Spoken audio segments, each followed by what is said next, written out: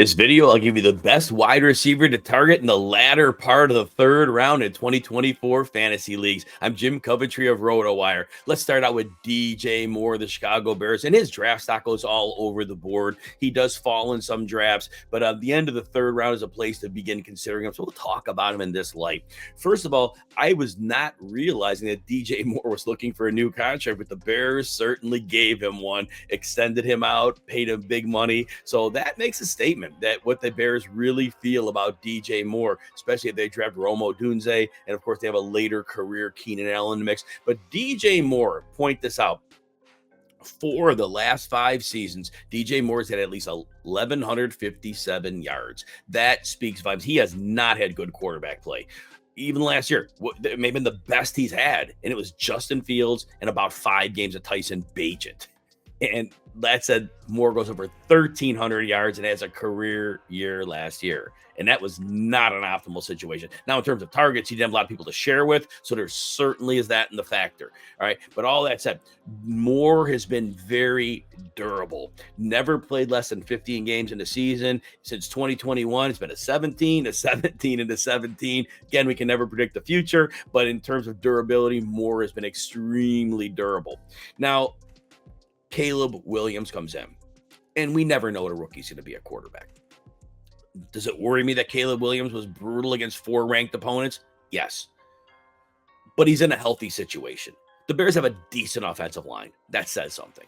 The Bears have a group of weapons. Overall, it's a good, diverse group of weapons, and that helps.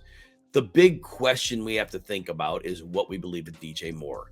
And I've heard fantasy analysts say, well, he's always been good because there's nobody else to get the ball to.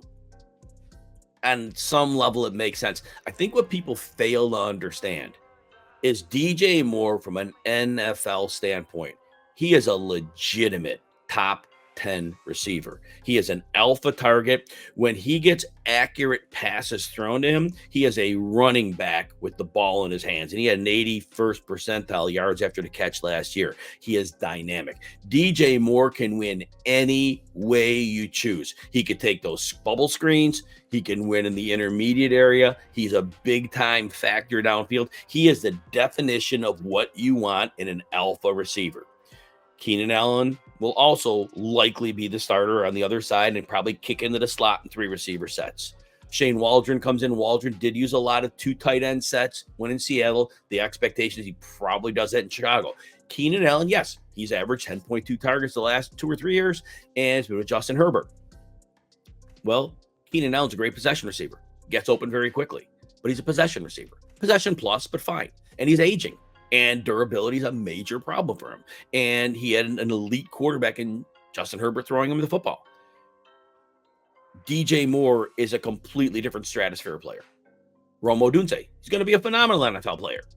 But if we take the model of Shane Waldron from last year, Jackson Smith and Jigba played about 150 less snaps than his teammates, Tyler Lockett and DK Metcalf. So again, lazy analysis maybe, but we have a blueprint.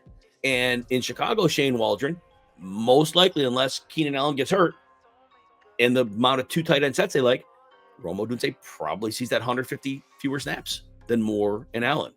But Moore is an alpha, and that's what I want you to understand. DK Metcalf's next. I mentioned him when I talked about Shane Waldron, when I talked about the transition of Waldron from one team to another. So now Metcalf goes from having Waldron, who now is DJ Moore, to Ryan Grubb. I am never a fan of college coaches coming over to run an NFL offense. The track record and history, and I looked it up. I went back 30 years. Very rarely do we have a difference maker. For 1 year, Chip Kelly caught the league off guard with his hyper fast play mode, and then he was figured out. Jimmy Johnson was successful, but that was an outlier. And then people say Barry Switzer, but Barry Switzer inherited Jimmy Johnson's team, so I don't give him any credit for that. Again, the list is tiny. Jim Harbaugh was an NFL player, so I really think his transition to pros was really more that he understood the NFL because he played, and he was a very cerebral player. All that said, I don't buy into Ryan Grubb, but what I will buy in is this: the personnel packages. Last year we said there were a lot of 2 tight end sets. Well, the Seahawks shed 2 tight ends. Will Dissly's gone. Colby Parkins is gone. So now we got Metcalf, Smith and Jigba, and an aging Tyler Lockett. Be 32 early in the season. I do believe the 3 receiver offense is going to help. It attracts more attention, but I do believe Grubb is going to come out aggressively passing the ball. And DJ Moore, let's first of all understand the ADP on Moore has gone down this year because Fantasy World finally realized that 1,300 yard season we saw in 2020, I believe, that's been a while. That's not the player we have now. Right now, what we're seeing is now more like 1,100 yard receiver, which is fine. And can Grubb get more out of Metcalf? Maybe. But we got Geno Smith there. Geno Smith had the great year 2 years ago, but we saw a little regression last year. I think DK Metcalf is going to be the alpha in this offense. That said, Smith and Jigba will be involved. I'm overall concerned that Metcalf can't get back to the 1,300 level. I think he could be improved, but that might be 1,150, and it's a good number, but I don't think he has access to what DJ Moore has as a floor and a ceiling. So there's comparing these players. That's an important point. If you enjoy videos like this, please consider hitting the like button and subscribe to the Rotowire Fantasy Football channel on YouTube. Also, you can check out all of our fantasy football content and rankings by getting a free 2-day trial without a credit card. Just head over to rotowire.com/Jim. You can check out all of our content. Last player in this ADP battle is Stefon Diggs of the Houston Texans. All right.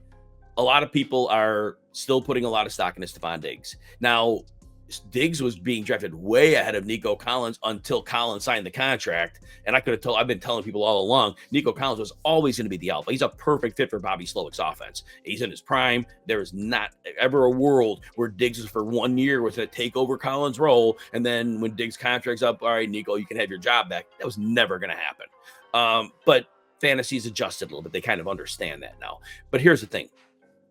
We look at Stefon Diggs. 2 years ago, he had a great season, about 1,400 yards. But the 2 years around that, we got an 1,200 yard season. Yet he was doing that on an average of 159 targets. 159 targets, 2 or 3 seasons, and the average, let's say 1,180 range. It's fine, but 159 targets. Well, he ain't getting that in Houston. Last year, Nico Collins was the number one, and he missed a couple games. But Collins saw about 109 targets. And the Texans run 34% heavy personnel. They use Andrew Beck, a fullback, on the field. You think Kyle Juszczyk at the 49ers. You think Patrick Ricard over in Baltimore. This player is important on their offense, Andrew Beck, because what he does, they use him like as a heat-seeking missile. Go out and take out a linebacker. Just go out and set up success. But then Beck on the field, it forces defense to put an extra body in the box, which means the average depth of target for teams like the Texans and the 49ers and the Ravens, they're unusually high. But because you could throw against heavier boxes, whereas if teams are putting safeties back, it lowers your average depth of target because you can't keep going there because it's a losing battle. So I don't think, in theory, I could be wrong, I don't see a world where Bobby Slowick says, you know what, we got 3 really good receivers. We're going to change the offense up. This offense has been successful like forever. Not forever, but for a long time. Version of the Shanahan offense. So I don't see them changing it because it's so successful. The 49ers, we see targets, vacillate between Debo and Ayuk and Kittle. It's just the way it is, right? So Stefon Diggs, best case scenario, he gets 100 targets. But if he was only getting, again, 2 seasons with maybe 1,180-ish yards out of the last 3 on 160, what are we getting? 800 yards? Those are not early round draft pick numbers. Those are middle round draft pick numbers. And Diggs is aging. Diggs is over 30 now. Decline happens to everybody. So that said, very interested to see Stefon Diggs. I think he's going to be better for the Texans than he'll be for fantasy managers. So here's my final verdict. Look, it's DJ Moore, number 1. Buy the discount. The discount is still here. DJ Moore can be a top 12 fantasy option. I don't know that he'll get right there, but he'll be close. We've seen him succeed in bad situations. DK Metcalf is second. Love the floor. I just think other than 2020, I don't know what the ceiling really is. I don't think it's there. And then Diggs is third because, as I mentioned, that volume in Buffalo, those days are gone.